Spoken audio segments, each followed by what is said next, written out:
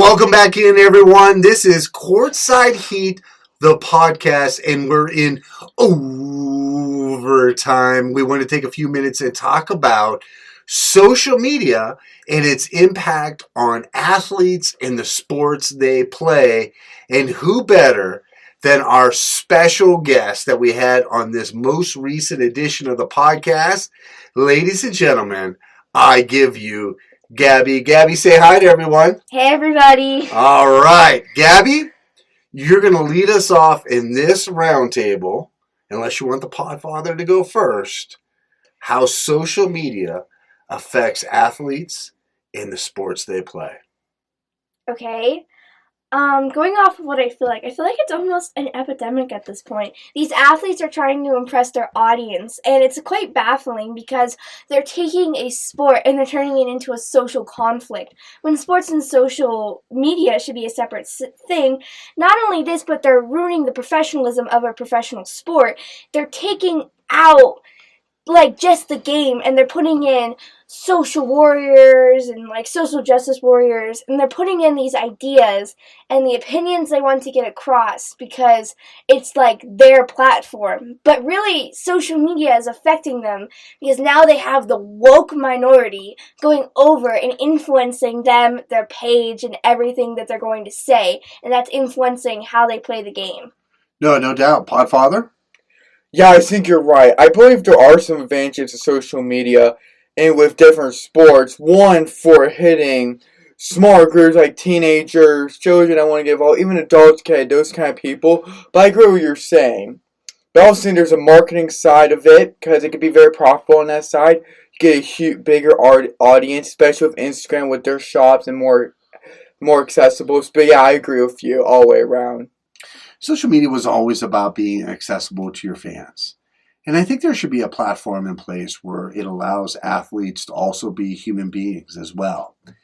The challenge becomes when the athlete is playing for social media instead of playing the sport, right? And you look at in the NFL when Antonio Brown was last with the Steelers and he was doing a Facebook Live during a private locker room moment with Coach Tomlin. And that changed everything. And you look at that Putz, Juju Smith-Schuster, right? He's out there doing his TikTok dances because he's playing for that gamer audience, right? And these guys are playing towards narratives. I mean, you got people now trying to figure out what you may have said when you were 12 years old on Twitter and trying to cancel you because of that. So what's happened is these platforms have turned into beasts and organisms all unto themselves. I mean, how do you see this playing out, Gab? I see it playing out that it grows larger and there are more social issues being put into basic sports, and there's more conflict being put into things that shouldn't have conflict, things that should be rather simple.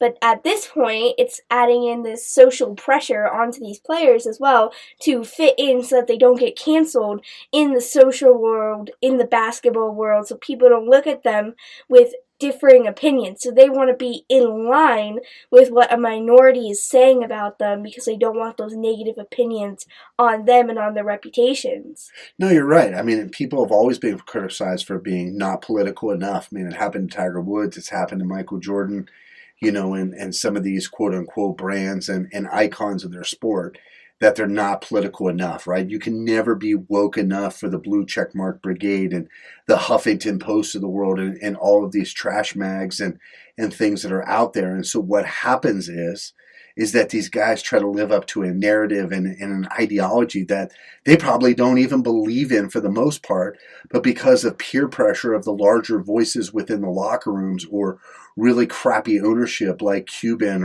or horrible coaches like Stan Van Gundy, you feel compelled to say and do things that you wouldn't normally do because of the voices in the room. And that's not what social media is all about. You should feel free to be able to, let people know who you are and what you feel without the constant condemnation. So, quick overtime session for you guys today. We love it. This is going to be a format that we're going to expand going in the future with more topics, more ideas beyond the game of basketball, beyond the game of sports, giving you a little insider information. Our very special thanks to our special guest today, Gabby. For the Podfather, I'm Jason. We'll see you Sunday on the next edition of the podcast. Good night.